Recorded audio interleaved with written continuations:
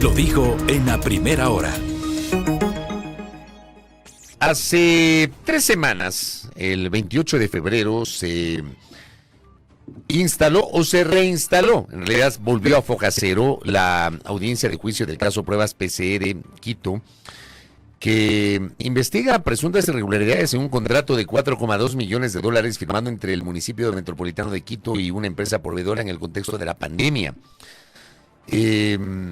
La Fiscalía ha continuado en estos días presentando pruebas y también testigos. Se hablaba justamente de presuntas irregularidades en el contrato de 4.2 millones firmado entre la municipalidad y la empresa Salumed S.A. el 16 de abril de 2020 para la adquisición de 100,000 pruebas PCR para detectar el COVID-19. Sobre eso están procesados el exalcalde metropolitano Jorge Yundi y 13 personas más. Una de ellas es la exsecretaria de Salud del Distrito Metropolitano, la doctora Jimena Barca, que visita nuestra mesa de trabajo ahora mismo. Doctora, qué gusto, bienvenida. ¿Cómo le va? Buenos días, Fabricio. Muchísimas gracias por la invitación y la oportunidad de poder expresar cuál ha sido el proceso que ha seguido este juicio. Bueno, hablemos justamente y hagamos una valoración de estas 3 semanas que han transcurrido desde que se reinstaló la audiencia. Y si hacemos una diferencia con aquella que se había instalado anteriormente y que provocó que todo vuelva a foja cero por la recusación de los jueces, etcétera. Correcto, como usted lo ha dicho, ¿no? El juicio se inició en el año 2021 y luego de una recusación que se hizo a uno de los jueces del tribunal, se prolongó. El doctor Yunda, que hizo la recusación a este juez por no ser imparcial, ganó el juicio y luego tuvieron que nombrar un nuevo tribunal y convocaron en este año a que se reinicien las audiencias. Entonces han transcurrido un mes prácticamente de estas audiencias, han sido irregulares con múltiples interrupciones, hemos tenido prácticamente 2 días a la semana las audiencias y en ese lapso de tiempo la Fiscalía ha presentado a los testigos que corresponde y haciéndole un resumen durante este periodo, realmente no solamente lo expreso yo, también lo expresan los abogados defensores. No hay pruebas que pueda presentar la Fiscalía en contra nuestro y para el primer grupo de personas acusadas de peculado. No han demostrado hasta ahora las pruebas, ¿no? Claro que falta. Creo que esta semana se concluirán los testigos de la Fiscalía. De la Fiscalía. Y de ahí vienen los testigos de los abogados defensores. Correcto. Pero hasta ahora creo que ya faltan pocos. La mayoría de los testigos de la Fiscalía ya se han presentado y no se encuentran los argumentos que puedan sostener la teoría de peculado que ha mantenido la Fiscalía. ¿Por qué la Fiscalía sostiene esa teoría del peculado? ¿Cuál es la base, el sustento a través de la cual la Fiscalía insiste en esa teoría del caso? Mire, cómo se iniciaron las cosas de lo que han relatado y de lo que yo he escuchado durante el juicio es que hubo una necesidad del municipio de Quito de contratar pruebas en la época de la pandemia en vista de que, bueno, todos conocemos y podemos recordar la situación en que se vivía, ¿no? La situación, digamos, de desesperanza, la situación de peligro que se vivía, había poco conocimiento sobre el virus en ese entonces y el municipio en las atribuciones que tiene de promoción y prevención decidió adquirir pruebas. Entonces, en este proceso de adquisición de pruebas se presentaron 3 empresas, básicamente, y ganó una de ellas. Entonces, una de las empresas que no ganó, presenta una denuncia en un canal de televisión. El periodista que recibe esta denuncia comienza a hacer reportajes y luego de que presenta un reportaje en el mes de mayo del 2020, la policía hace un informe respecto al reportaje y entonces inicia la acusación de fiscalía, ¿no? Entonces, claro, decir durante este proceso, el periodista que hizo ese reportaje se presentó a la comparecencia y realmente prácticamente asumió que no había contrastado la información, que, o sea, produjo una serie de datos dentro de su información sin haberlas verificado y contrastado con las personas que estaban involucradas. Pero ¿no? más allá de la publicación del periodista, la Fiscalía debe tener su propia investigación. Por supuesto, es decir... ¿Y cómo sustenta la Fiscalía su teoría del caso, doctora? Bueno, es que en la base de esto, cuando hay esta empresa que perdió, o sea, la acusación precisamente es de que había sobreprecios y por eso es el inicio de peculado, ¿no? Pero como le digo, es decir, han investigado, o sea, hasta la presente fecha, no han podido, por ejemplo, en la semana anterior no se presentó una testigo que era perito en el tema de economía de la salud.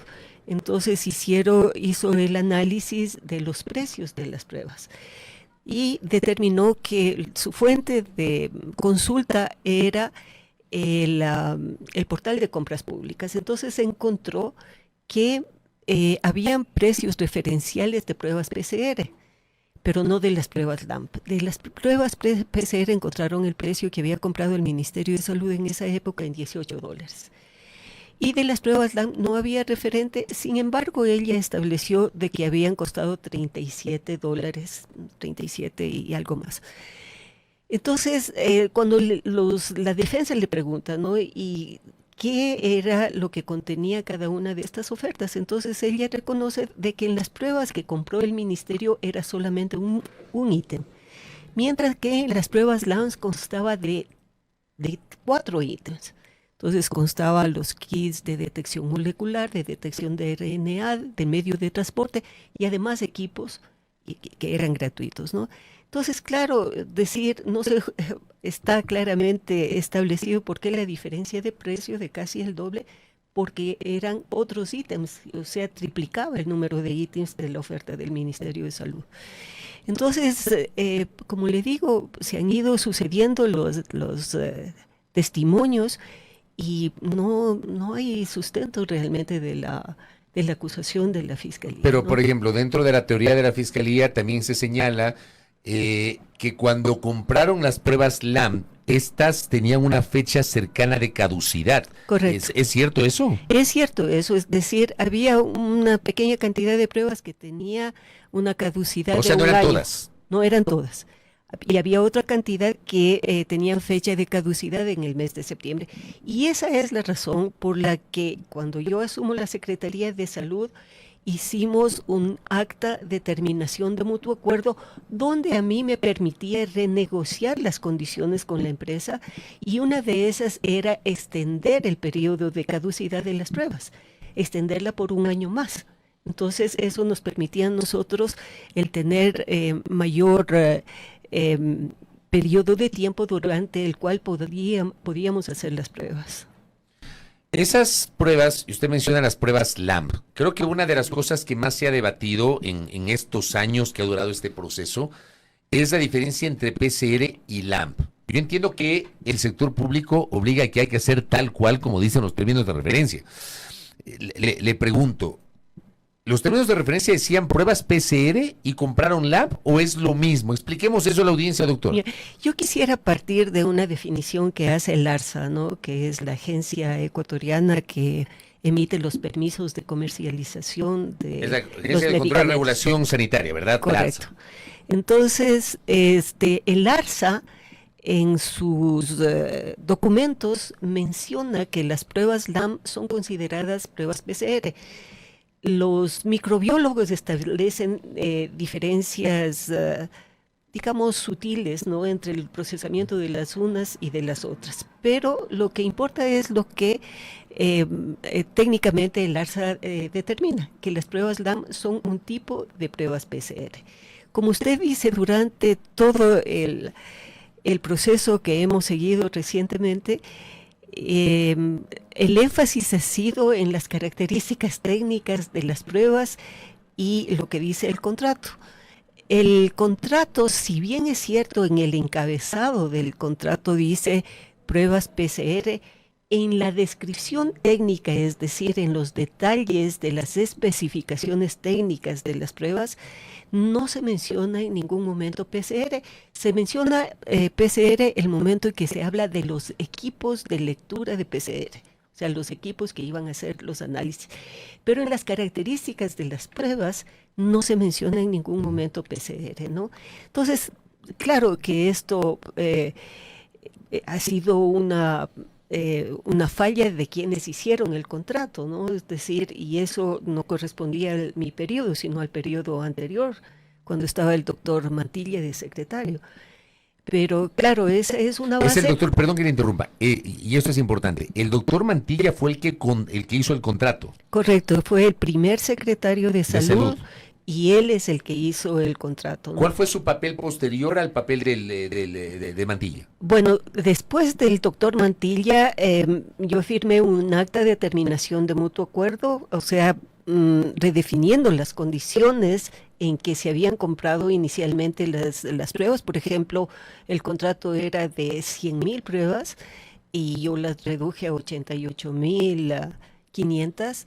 El tiempo de caducidad de las pruebas también era otro de los cambios que habíamos introducido, y sobre todo el costo, ¿no? Entonces, el costo disminuyó en alrededor de $700,000, y esto tenía una razón fundamental, porque en esa época el municipio de Quito estábamos en pandemia, no habían habido recaudaciones, tampoco el Estado central había pasado los recursos que les corresponden a los gobiernos locales y al municipio de Quito, y nosotros necesitábamos procesar las pruebas.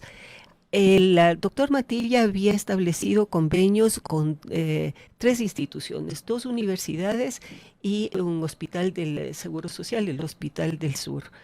Pero la capacidad de procesamiento de las pruebas era muy bajo, se procesaban alrededor de 500 pruebas semanales, lo cual no nos permitía a nosotros tener conocimiento de cuál era la situación de la pandemia. Entonces necesitábamos procesar al menos 1,000 pruebas diarias, y no había esa capacidad porque... En ese momento no había capacidad a nivel nacional. No, sí había a nivel nacional. El detalle estaba en que estos laboratorios eran laboratorios clínicos, laboratorios de investigación, que no tenían robots. Entonces, en los laboratorios que disponían de robot, ahí sí había capacidad de procesar las 1,000 pruebas diarias. Entonces, viendo esto, nosotros convocamos a un concurso público de laboratorios, o sea, fueron convocados como 1,700 laboratorios, ¿no?, para que puedan procesar estas pruebas. Y bueno, finalmente ganó un laboratorio de Santa Elena que sí tenía robotizado. Y tenía robotizado porque hacían las mismas pruebas PCR en camarones. Entonces, ellos en cada camarón tenían la necesidad de tener una gran cantidad de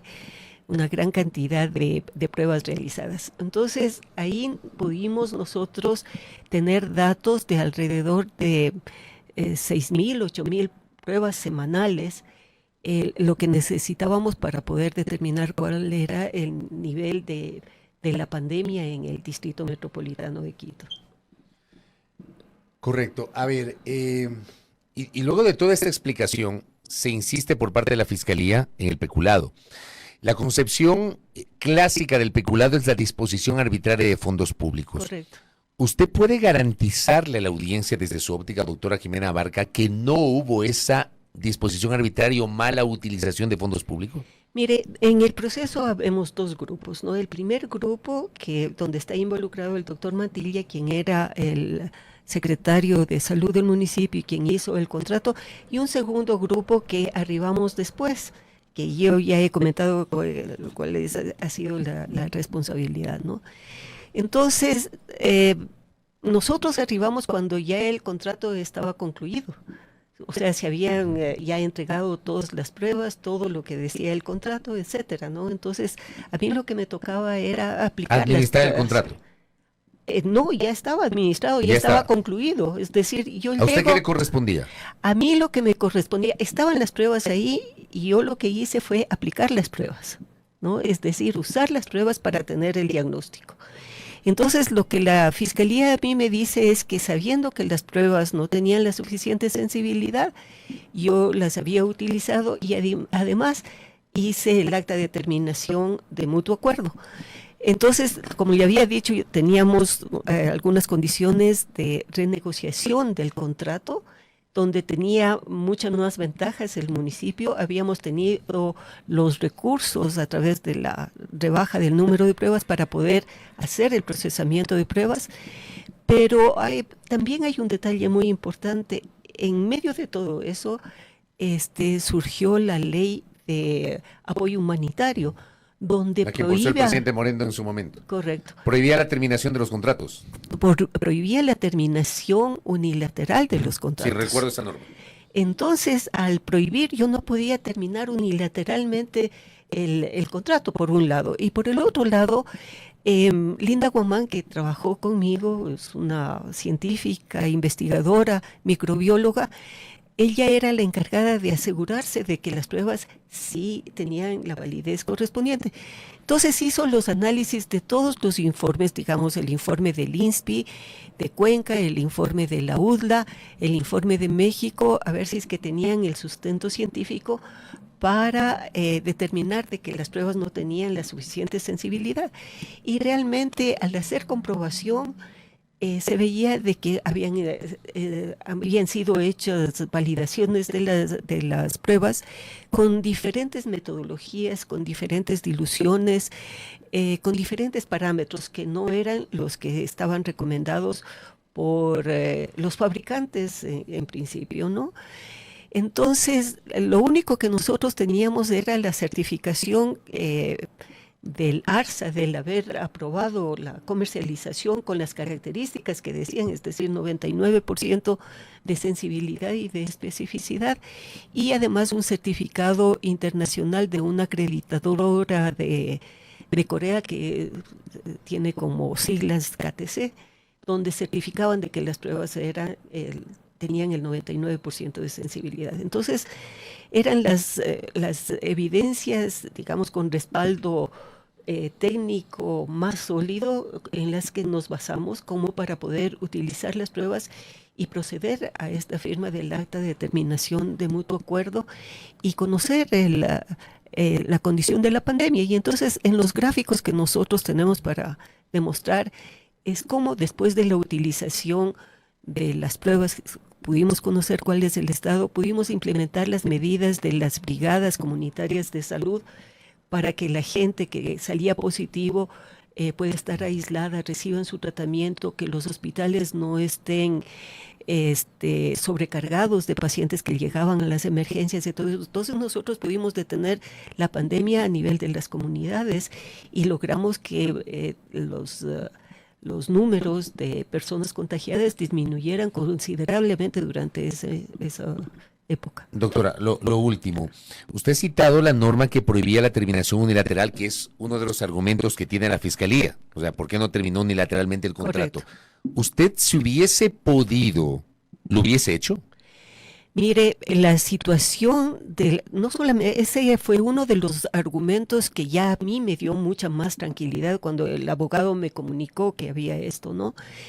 Pero la mayor angustia que tenía yo y que tenía mi equipo era qué hacíamos con 100,000 pruebas sin ser utilizadas, sabiendo la necesidad de la población de conocer cuál era la situación y tener un instrumento científico válido con una información respaldada de cómo contener la pandemia.